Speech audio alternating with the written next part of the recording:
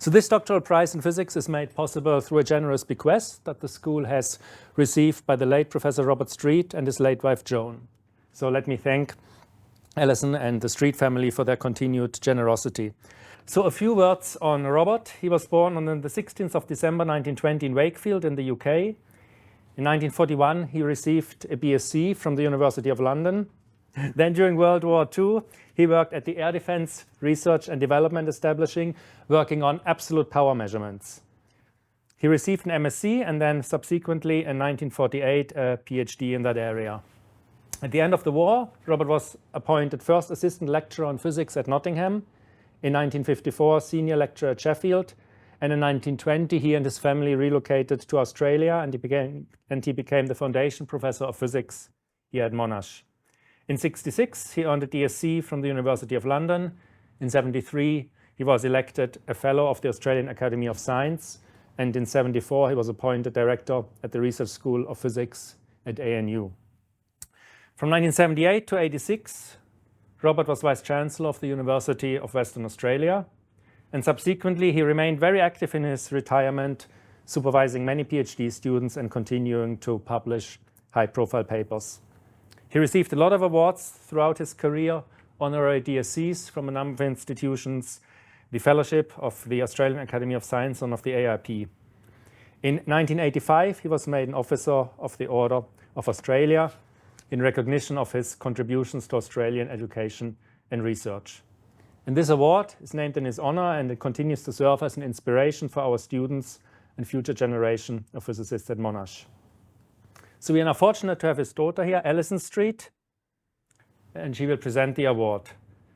Alison was the head of hemostasis and thrombosis at the Alfred Hospital and Vice President Medical of the World Federation of Hemophilia. She's been actively involved in hemophilia research and treatment and was made an Officer of the Order of Australia in 2005 for her services to medicine.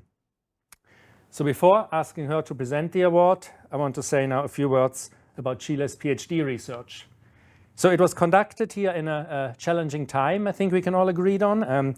Qile started his PhD research in 2019 and finished on time, just about on time in 2023, after 4 years. And he was supervised by Mark and Michael, as I've already said, sitting here in the third row, and also by Julie Carell from engineering.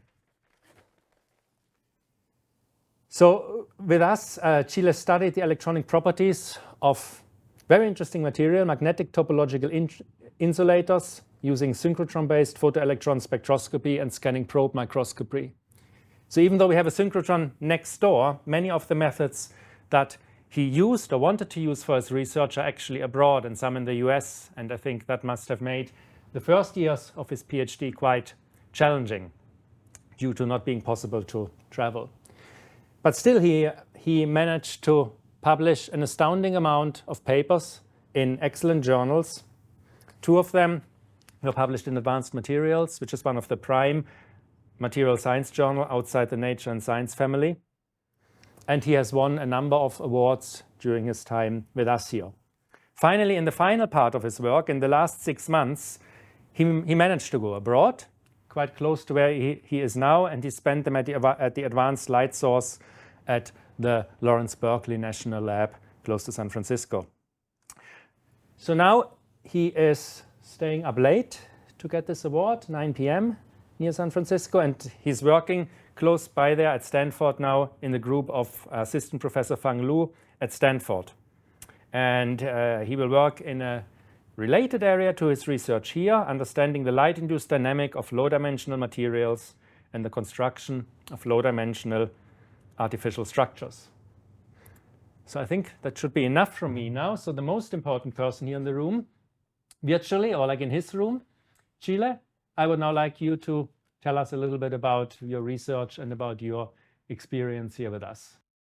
Thank you, Stefan, and thank you, Alison, and thanks everyone for coming to this ceremony. I would like to firstly express my gratitude to my amazing supervisors, Mark, Michael, and Julie, for their support and guidance. And also to my family, my colleagues, friends, and School of Physics and Street family offering this meaningful amazing award and the opportunity to be here virtually in this room. It is a great honor, and I'm very excited to receive this Robert Street Doctoral Prize.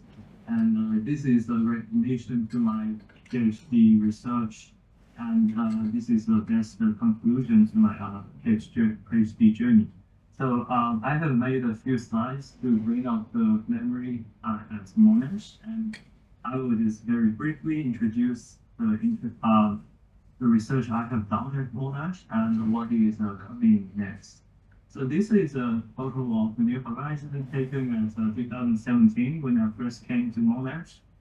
Of course, I have no idea this is the place I'm going to spend most of my time in next 6 years. I tried to find a photo of my office desk, but it turns out I don't have any. Then I realized that most of the time I was in the lab or got locked up in my bedroom during the pandemic. So first, I will start with a few photos and to show you what's the life of my PhD life. So first, this is my desk. This is where I figured out most of my first recipe. This is essentially a working station in Mark's lab, controlling this MB molecular beam epitaxy machine. This is where I make the samples. And on the right is a photo of the scanning microscope where Jack was showing me how to switch from the liquid nitrogen to liquid helium. So he has helped me to debug the instrument a lot. And luckily, I learned a lot of stuff from my amazing colleagues. And this is a photo of me fixing the manipulator of the chamber with the Liam and the bin.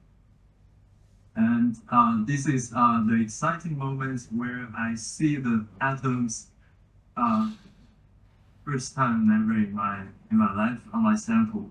And this is quite late at night, but this is how everything works. You get amazing data like 12 a.m. or something. So this actually went into the advanced material paper later published.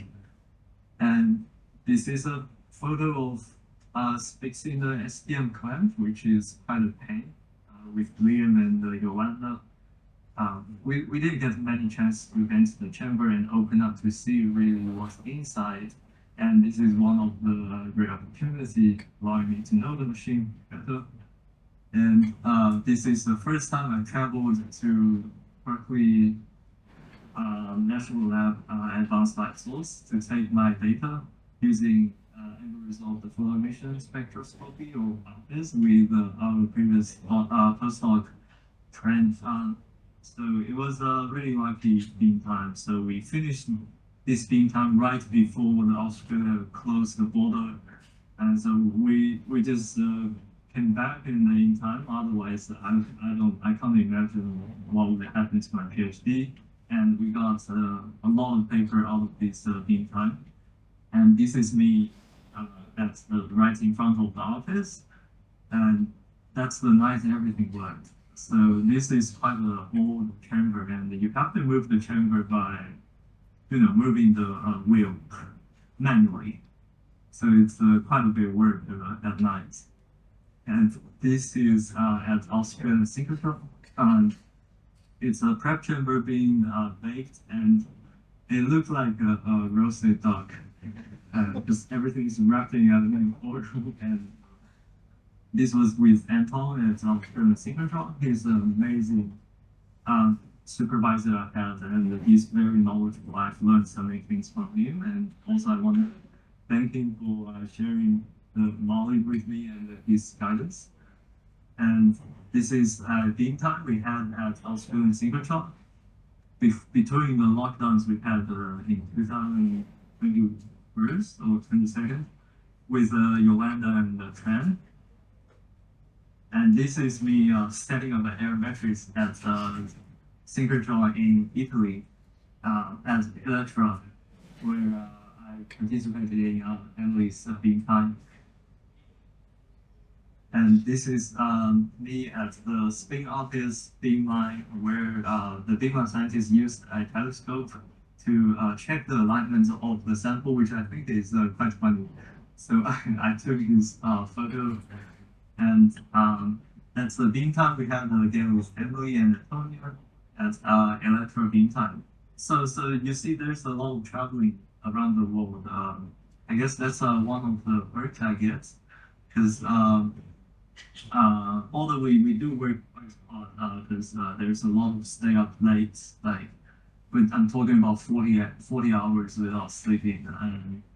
But you do get a handful of data out of these crazy experiments, and on top of that, after the beam time, we can only have a few days off thanks to my supervisor and enjoy the foreign country, which is great. So we had like a day out in the Tris with Emily and James, and we had a day out at the Golden Gate Park in San Francisco with Topo Joe, Oliver,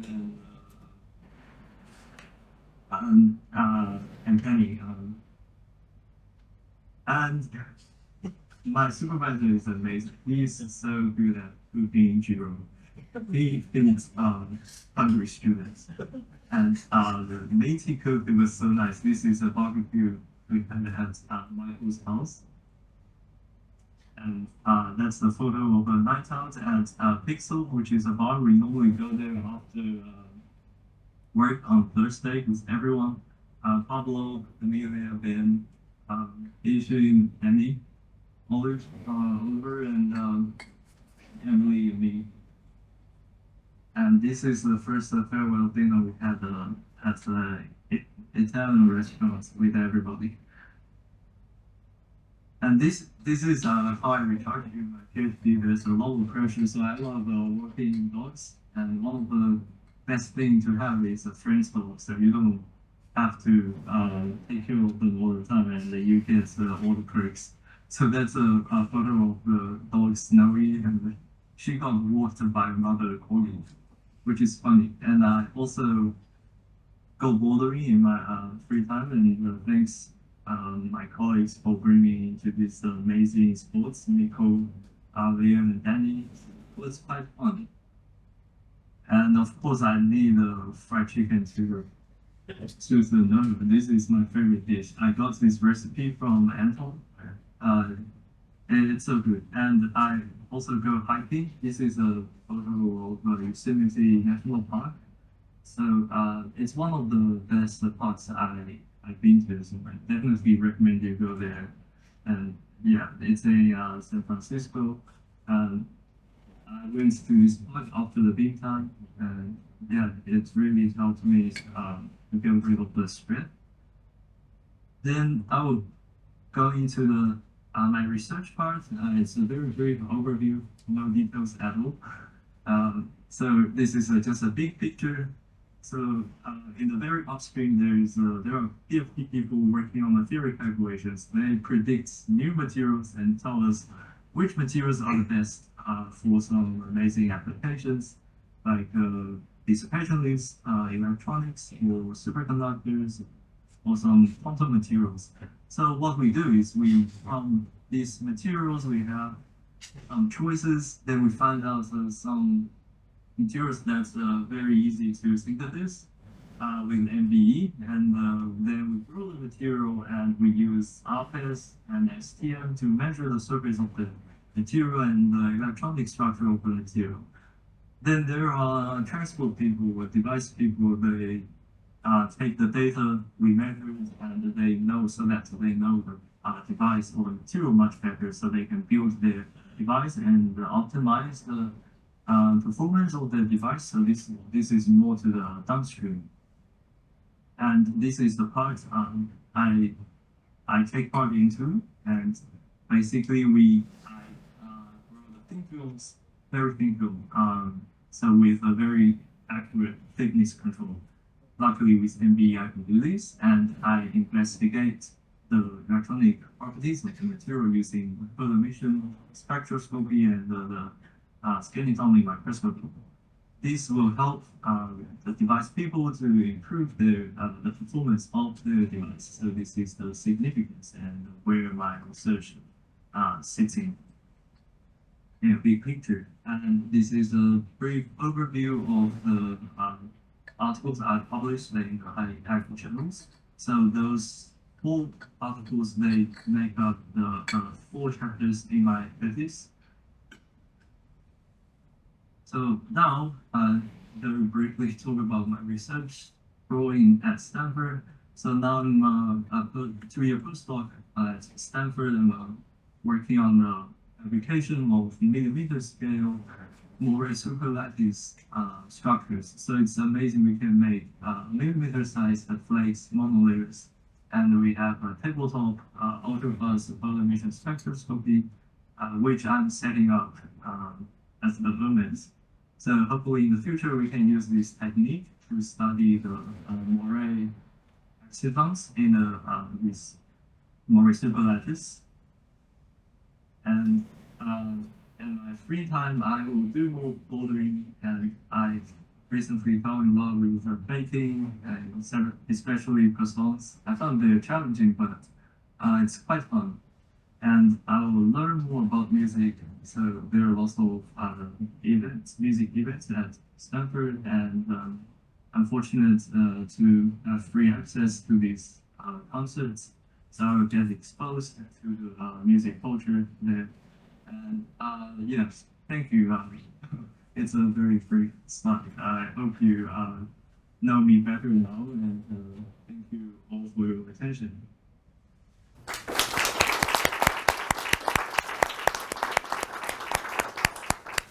Okay, so now it's my great pleasure to ask Alison to come forward and to present the award virtually to Qile. So we'll try to arrange ourselves now to have you in between us. Thank you very much, Qile. That was a wonderful presentation. It sounds very much as though your experience of those 40-hour stints sounds very much like medical internship to me. I did many years of that and can relate. And I hope you're not going to go bouldering up El Capitan, because that would be the summit for your... Wouldn't that be fantastic? People are free climbing that now in 3 hours. It's quite extraordinary. One One day. Okay. Picked it in one. Okay. Well, Stefan and I would like to award you the Robert Street Doctoral Prize in Physics.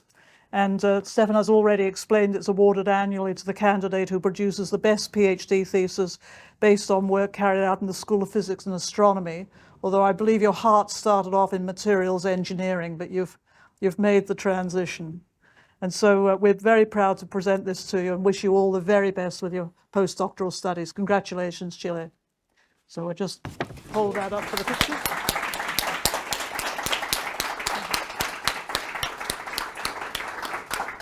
Thank you very much. You also, yes. Got a little heart. Qile.